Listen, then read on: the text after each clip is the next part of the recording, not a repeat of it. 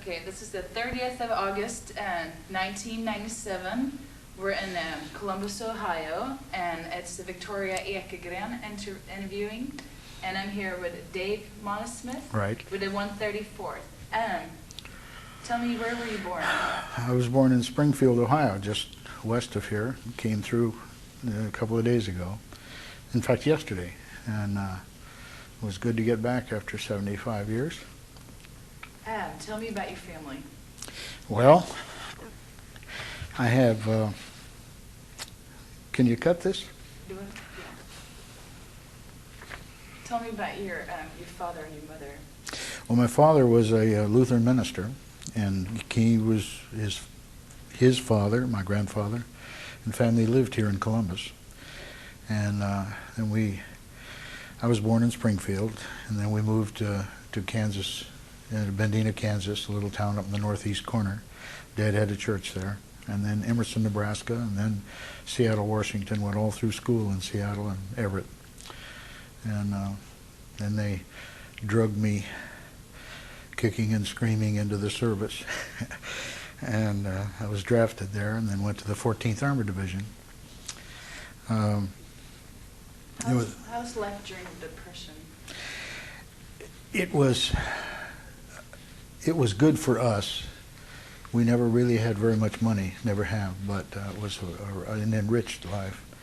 And my father worked hard, and the parishioners of the church, of course, were always very helpful. But we got through it all right, but we learned an appreciation of values that a lot of people didn't. So it was helpful. Can you tell me about your schooling? Well, went through several schools because Dad had churches in various cities, but most of my schooling, like from the 3rd grade up, was in Seattle. And went through first year of high school, Roosevelt High in Seattle, and then finished high school in Everett, Washington, just north of there. And went to work for Boeing Aircraft Company, and then the service got me. And except for a very short stint in ASTP with the Armored Force, that was the last of my formal schooling, but I've had a lot of individual courses subsequent to that, and went to the School of Hard Knocks, and business learning and education. How did Pearl Harbor affect you? It was very moving. Of course, I was young, like most of us were at that time, and it was devastating to think that something so horrendous could occur. Terrible. How did that change your view of the war? Of the world? Of the war that was going on, and the world itself. Well, for one thing, it made me realize that we were not immune, as we had always thought we were. Everything prior to that that had any part of the United States involved was on somebody else's soil, and for the first time it was ours. Mm-hmm. What did you? Was your dad in World War I? No. He was a minister and exempt from service during World War I. Yeah. Did you have any brothers and sisters? I had a brother and a sister. My brother died very young at about 36, and my sister lived until just a few years ago. My brother was 4 years older than I, and my sister 2 years older, and I was the baby of the family. Mm-hmm. So when did you join the Army? It was 1942, November 28th. And as I said, I didn't join, they drugged me. But I was happy with the way life was, but everybody had to serve, and I served. Where did you go when you got drafted? I was inducted in Seattle, and then went to Fort Lewis, Washington, and for the basic deal. Well, not basic, but that was my initial introduction. Mm-hmm. Then I was shipped to the 14th Armored Division at Camp Chaffee, Arkansas, and trained with them, and did a great deal of... I was a driving instructor for all of the vehicles that the Army has. And then after that went to ASTP at Oklahoma A&M. and was then transferred out of there to the 12th Armored Division and served the rest of the service with them and went overseas with them. Who are some friends that you remember at this time? Well, let's see, I had quite a few. I found two that I was looking for. One, Jim Burney, he has since passed away, but I got to know him for about a year subsequent to the service. And through him and through the organization here, I was able to find Paul Hoffman, and we've become very close. Tell me about coming to Abilene. What are your first initial? Oh, kind of excitement in a way, because it was not my first post, but it was new and interesting and a good-looking camp, much better than Chaffee, and nice little town, and warm, friendly people, and that's when we had already finished all of our basic training. I had, so it was down to earth, just working and training some more and doing all the things that you do in a camp, you know. What are some? Can you tell me about some of the training that you go through in Abilene? Well, I remember specifically the combat training course where you crawl in the mud under the barbed wire and they shoot live bullets over you, and this was, I guess I was too young and stupid to realize just how dangerous that could be, but it was fun, in a way. I didn't like the long hours and the dust. We used to kid about the fact that you could march in the rain down there and kick up dust, because it was always dusty in Texas. And but it was not all bad. I wouldn't want to do it again, but glad I had it. Tell me about the living in Berkeley. Well, the barracks were, for Army barracks, not too shabby. They were pretty nice, two-story barracks. Chaffee, on the other hand, was the old plywood barracks, and but it was clean, thanks in great amount to those of us who had to police the area and who were taught to field strip our cigarettes and all the good stuff. But the training was interesting and fun in some regards, and petty in others. Mm-hmm. You got, not all people are good, and not all officers are person-to-person people, and nor do they want to be in the service. So there was a little bit of everything, but it was a good growing experience, I think, and trained us well for what we had ahead of us. What are some fun times that you remember in Abilene? Well, I had a couple of buddies that used to go into town, and I think, if I remember correctly, it was a dry town, but we used to have little zipper bags, and we'd take a six-pack and go in and have fun. And before I left there, I was married in 1943, and my wife came down and spent 1 month before I had to ship over. So we had a lot of fun with a little steakhouse there with much good times. So it was good. We had a little house that was about the size of most bathrooms. Where did you meet your wife? I met her on in Kansas City. I was on a leave, went back to Seattle, and on the way back, we got hung up in Kansas City with a flood. No trains were coming in or out, so I was hung up for 3 days, and I met her at a USO dance. So did you guys you started writing when you were in training? Yep, that's right. And how long were you corresponding before you knew? Oh, it was very short. It was less than a year we were married, and I think I met her in May and April or May, and we were engaged just about 3 months later and married in December of '43. So we had 51 and a half years. Where did you get married? Where did you get married? In Kansas City. And she moved down to Abilene with you? Or? Not right away. She came down just the last month before we went overseas. but she was working, and we thought we'd like to be together. We didn't know how soon we were going over. So she moved down, and we had 1 month. What did she think about Abilene? Small, not much to do, a lot of dust, and if it wasn't for the buddies that came over after working hours or on weekends, why, it would have been pretty dull for her, I think. What are some, do you remember any practical jokes at Camp Barkley? Well, let's see.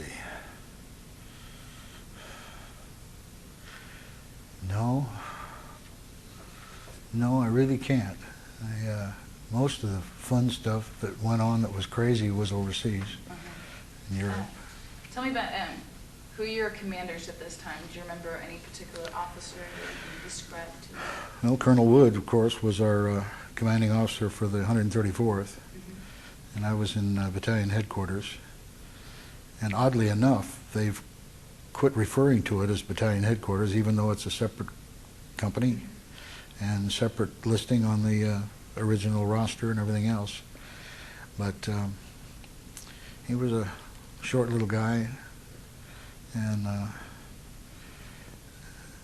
an authoritarian. We had a few really good officers. Most of them were pretty good in some respects, and others were kind of chicken. But that's normal in the service. What did you participate in any sports? No, not really. Not while I was there. Can you describe the camaraderie between the men in the camp? Very warm. I think because of the nature of things, you're forced into comradeships that normally you wouldn't be, but you find people who have interests similar to yours and warm-hearted and outgoing, and the ones who are not, you simply leave those to people who like their type of activity. But I found some very good and warm friends down there. A couple I've never been able to find. I've looked and looked, but haven't found them. Tell me about departing from Abilene. Well, kind of an exciting time, really, because we knew we were going over, and this was new and different and educational and frightening at the same time, because we didn't know what was ahead of us. Never having been to Europe or anything else, or done a heck of a lot of traveling. It was kind of excitement, but also frightening at the same time.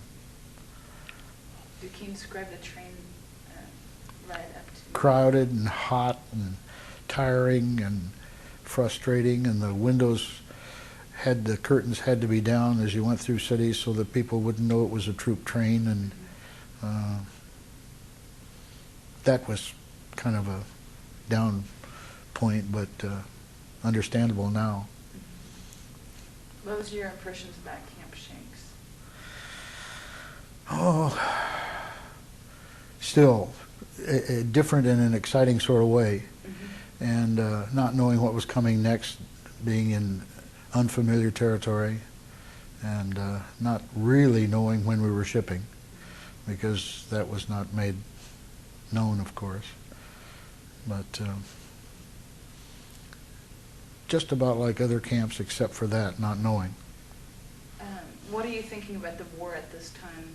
Does it hit you that you're that close, or That I was what? that you're that close actually to the war now? No, it's never really left me in a lot of ways. I've had a lot of very vivid memories of it, and I don't dwell on it, of course, because as the time goes on, you tend to look at the good times and forget the cold and the dirt and all of the other things that were bad. What have you been trained to do? In the service? Well, prior to the service, I was working for the military, the Army, at Fort Lawton, Washington, and I was a chauffeur, and I drove all of their equipment there. And that's how I happened to be assigned to an armor division, I think, as a driver. And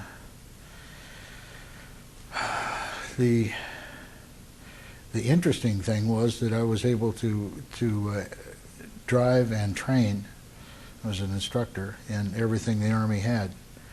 And so that was interesting and fun, and I got to meet a lot of different people from different companies that I wouldn't have gotten to know otherwise, because we spent months out in the field at a camp where they would send the school kids out for training, and we would train them in the vehicles that they needed to be trained in to learn to drive and to handle proficiently. And then they'd go back into the base again, and then they'd send another group out. So, and that's one of the fun things, really, because a good buddy of mine who was very close, he was later killed. On weekends, when they didn't have a class coming out, we would sign out of the camp in the field. So they thought we were in the barracks at the regular base. And the base thought we were still out in the field, but we were in town. We had more wonderful 3-day passes. Never got caught. Did you get to go to New York? Yes, went to New York one time, Times Square, did the whole works and looked around and saw it all. I was only there for one day, but it was fun. What were you trained to do in combat? In combat, I was driver, and I was also the gunner. I drove the half-track for the colonel, for the battalion command, and then we were up in forward CP a good bit. So whenever we were strafed or had any problems of that sort, why, I was the gunner as well. So I was trained to drive the half-track, to maintain it in first echelon maintenance, and to fire the .50 caliber and do my usual job and guard and all the other stuff. Tell me about the ship that you crossed then. That was the Empress of Australia, and she was a beauty, or she had been, until they made it for thousands and thousands of GIs and stacked 5 or 6 high in bunks this close, and a lot of sick GIs. We had one young fellow who got sick going up the gangplank. It was psychological, but he never got over it until he stepped back on solid soil again. But I never got sick. Enjoyed the trip, really, as much as you can enjoy that kind of a trip. But not a bad. We landed in Southampton and went on to Tidworth Barracks from there. Tell me about Tidworth. Tidworth was old and very sedate, like the British build, in brick and solid and old, and straw mattresses and straw pillows. In fact, a lot of us got head lice from the straw. They sprinkled us and got us over that. Fortunately, being the colonel's driver, I was called upon by one of the officers. It wasn't the colonel, and I've even forgotten who it was, but he wanted to see more of England, so he requisitioned a Jeep, and we took off, and I got to see a lot of England, including the Stonehenge, where you can't even get close to now because too many people have been there. And a lot of England, it was beautiful. All the thatched roof houses and the quaint construction of homes and the British people, and it was beautiful. I enjoyed that. How would you describe the British people to me? Warm in general, but I think most people are if you give them warmth. The people who complain about the cold, heartless and friendless people, I think, are the ones who don't reflect it. So I had never had any trouble with them. I found them to be very, very kind, very kind. Tell me about crossing the channel. Yeah, LST 533, loaded with GIs and equipment, and it was bumpy and cold and exciting. But when it landed at Le Havre and went up to Rouen and disembarked in Rouen, picked up our vehicles, and went on from there. what do you first remember when you just crossed the channel, you're stepping onto French soil? Exciting and frightening in a lot of ways, because you never know how close danger really is.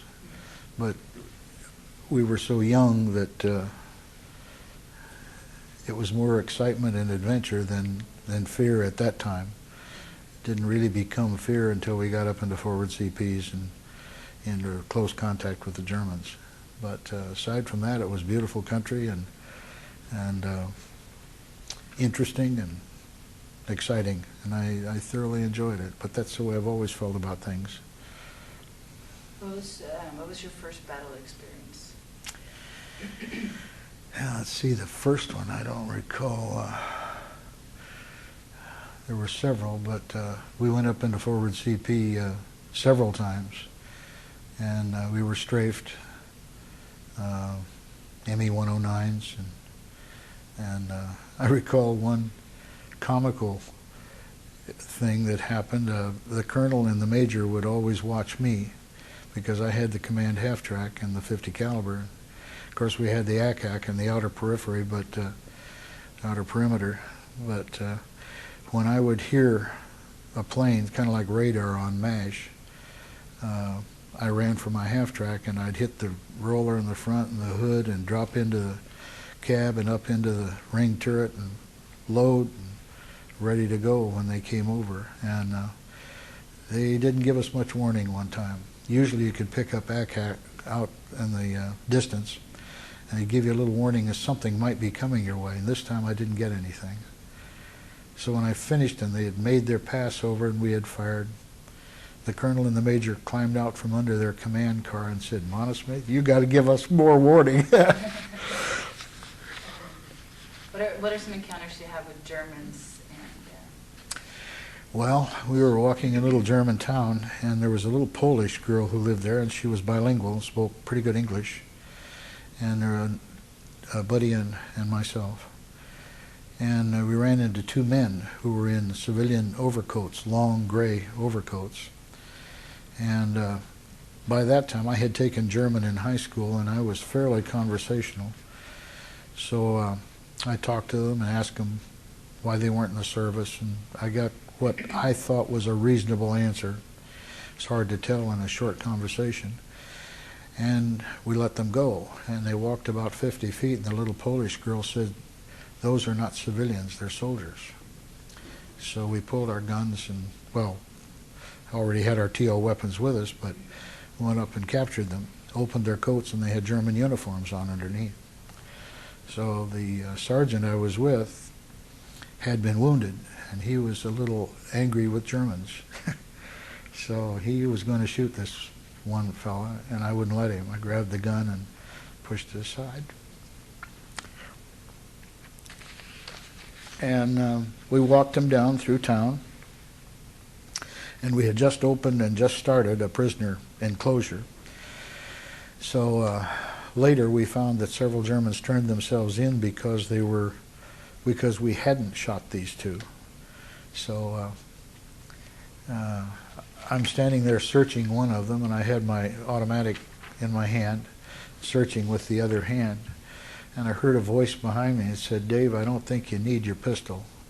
And he was holding a Thompson submachine gun on the guy, so I thought that was enough, so I put my gun away and searched him. But it's kind of funny. What's the closest you came to battle? Well, when you're being strafed by airplanes, that's about as close as you get.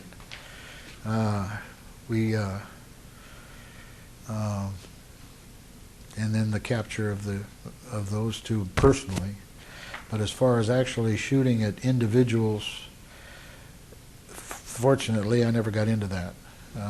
The infantry, of course, was up closer and had that, but we were fortunate in being a little bit behind and not having to see that from a man-to-man position. So the closest we ever got was airplanes and that sort of thing. What do you remember about Herrlichheim? They all blend together. I except for knowing that it was one of the towns that I recall. Uh, None of them except Heidenheim ring a bell of any great. Well, New Ulm does, but not Herlisheim. I know we were there, but I don't recall. What happened in Heidenheim? Well, that was when the war finally ended, and they released some Russian prisoners who had been there. They'd come down to our mess hall, which was a huge auditorium across from where we were living, and they'd come down and get garbage cans and beg for our trash out of our mess kits, so they were starving. And then I think VE was celebrated at that time, and I remember we broke open a bottle, celebrated the end of the war, and then somebody said it was a false alarm, so we bottled it up. I mean, corked it. This happened 3 times until it was finally official. Tell me about Christmas. Christmas was wonderful. I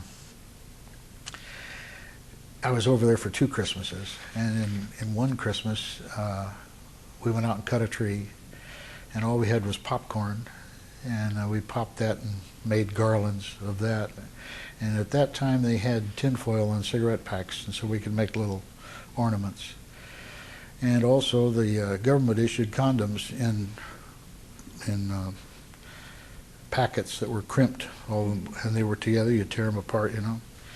So they were in silver and gold. So we, like popcorn, we stitched up through the crimped part, and we made garlands of condoms for the tree. It's a one of a kind. You have some other stories here. Beg your pardon? You have some other stories here. Something about a breakfast in New Ulm. Oh yes, New Ulm was cold, snowy, miserable. Wind was blowing, and we got up in the morning, and they would serve us breakfast, and we take your mess kit, which is cold to hold, and put hot cereal in your. And you'd think this is wonderful, and then he poured ice cold milk over it, and I'll never forget it. Yeah. You have some poems listed here. Are these poems that you have written? Or? Yes. Okay. Do you have them with you? Yes, I do.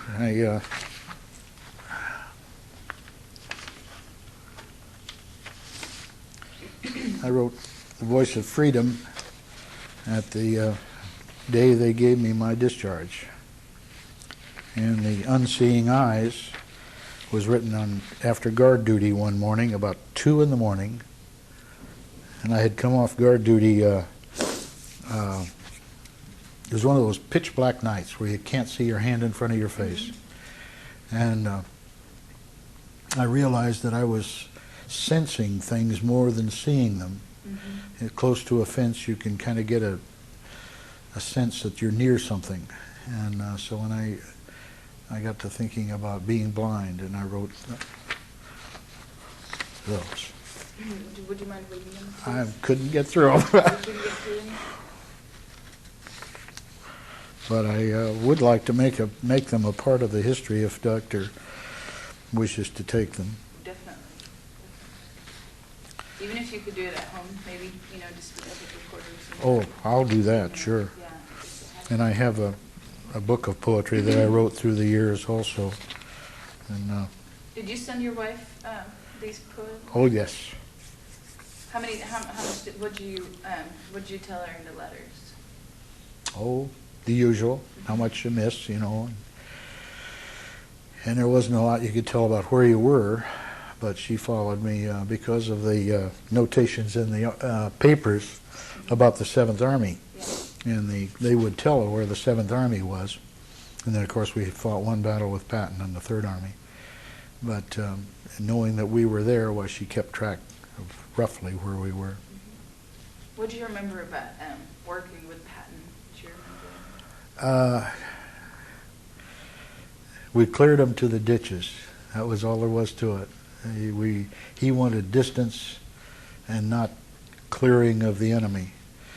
He was pretty much of an egomaniac, as everyone knows. And so his idea was to travel fast and hard and have enough force so that they couldn't wipe us out and come in behind us. And so we took a lot of territory. Clark was a little different type of a general, softer spoken, a very intense man, and a good Army general, I think. And we fought one major battle with him and one with Patton, and we have 2 battle stars. And Colmar Pocket was one of the major areas that we were engaged in. Okay, can you tell me about that? Well, we encircled a huge amount of Germans in the Colmar Pocket and captured them, put them completely out of service. And at one time, my half-track was the radio half-track for the battalion. And at one time, because of our position, we were the only one that had contact with the division through our half-track. And I had 2 radio operators and myself. And also, during that time, someone captured, I understood it was a barge, other people think it was a warehouse, I don't know. But you could go down and sign General Half-Track or General or whoever you wanted and get a case of pretty good champagne. So one of our boys did, and the 3 of us, through the next few months, killed 50 bottles of French champagne. I never thought I would ever like it again. But what are some other things that you remember were some other good times? Well, let's see.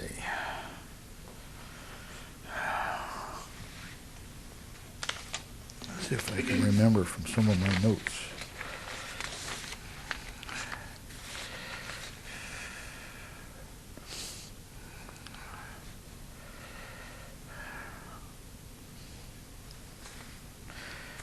Gosh.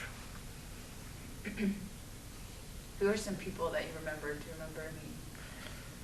Well, Don Post and George Parks, Doug Post and George Parks were my 2 radio operators. They were wonderful people. And Don Pierce was a particularly good friend, and I've looked for him for 52 years and can't find him. So I don't even know if he's still alive, but we developed some really warm and fun friendships. And a little incident that occurred at ASTP, which is backing up just a little. While I was there, we had waves in the going to school there also. And then they had the sorority houses. We were on our way to town one day, and all GIs on the bus, sitting with each other and chatting. We got up to a sorority house, and there was a whole group of girls, sorority sisters, getting ready to get on the bus to go to town also. And nobody said a word, but it was as though somebody had planned the whole thing. They stood up, and everybody separated, and each one of us took 1 seat. So the bus was filled with GIs with 1 seat open next to each of us. And the girls got on board, and they looked, and they saw what we had done and laughed, and so each one of them sat with a GI, and we had more fun going to town. Tell me again, what do you remember about the day? What do you remember about people's faces when they found out that the war is finally over? Oh, elation. How did you feel? Same way. It was wonderful. What was the first thing you wanted to do?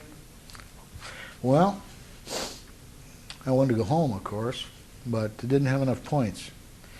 And you remember the system. Well, you might not, but you had to have enough points to go home. So I thought, well, I've done my share now. Now I'll do what I can for me. So I got assigned to the 7th Army Show School in Seckenheim, Germany, where we learned to put on plays and do musicals and then take them back to the division and give some entertainment to the guys. But while I was there, a representative from the 7th Army Alpine Chalet down in Oberjoch, Germany, came to the school, and he needed a communications man to set up communications between the three chalets there. And I said I could do that. So he took me down there, and I set up the communication, laid all the wires and put in the communication system, all the phones. And once that was done, there was nothing else to do except maintain it, and there was no maintenance really. And I had been a professional singer during my earlier years, still just a kid, but I sang with bands and had a radio show, and so I sang with the band that night for the dances, which they had every night when they bring the nurses and all the females down and the men to learn to ski and have a week of skiing and fun. So it was ski all day and free drinks and singing with the band and having a ball. So it was 3.5 months of that in the Alps was a nice way to finish it. And then I had enough points, they called me, and I went home. Tell me about going home. Well, let's see. I was transferred to the 1st Armor Division up at Bremerhaven to go home, and we waited there for, I don't know, seemed like forever. A couple of weeks, I guess. And finally got on the Norway Victory. 19 days coming home. There were 5 storms in the channel, and we hit all 5 of them and broke a hole in the number 1 hold in the ship. So we pulled into the Azores for 3 days for repairs, and they sent divers down and fixed the hole so we could come home. And while we were there, A through M, they always divided everything up alphabetically. A through M got to go ashore. And A through M raised so much hell on shore that M through Z never got to go ashore, and I was M from Monesmith, so I had to stay on board. But I guess the first group had an awful lot of fun. And then there were the 19 days, slow, tiring, cold, but interesting because we were on our way home. Would you remember about seeing, is it your fiance at the time, your wife at the time, and your family? What do you remember? Oh, wonderful. Beyond description. Can you describe the date? Let's see, February 21st, 1946.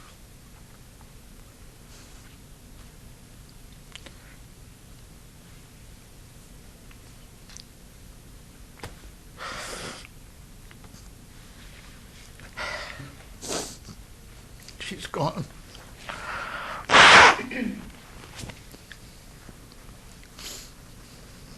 We had a wonderful life after that. Spent Kansas City. I became a professional photographer. Then a portrait studio for a year there, and then was asked to go with one of my former instructors to San Diego and run a studio with him. And the job he was looking for, or had been promised in Hollywood, fell through, so he didn't need me in the studio anymore, and I went into aircraft business and in photographic work in aircraft. And all the rest of my life, practically, I don't know whether you're interested in the post-war as much, but spent most of it in aircraft and aerospace for the rest of my life. Tell me about your medals. I know you have some medals listed, some awards. Well, the standard medals for the good conduct, which may not have been deserved, and the American ribbon, of course, which we all got, and the Afro-American and the European, African, Asian, with the 2 battle stars, and then the discharge. And those are the ones we all earned over there. Fortunately, I didn't get the Purple Heart, but a lot of our guys did. Are there some other stories that I have missed? Beg your pardon? Are there some more stories or anything else that I don't think so. The war, I think, had a wonderful influence on my life. I've always felt, and a lot of our younger people wouldn't believe this, but I think that our younger men and women, but preferably the men, should spend some time in the service just to learn discipline.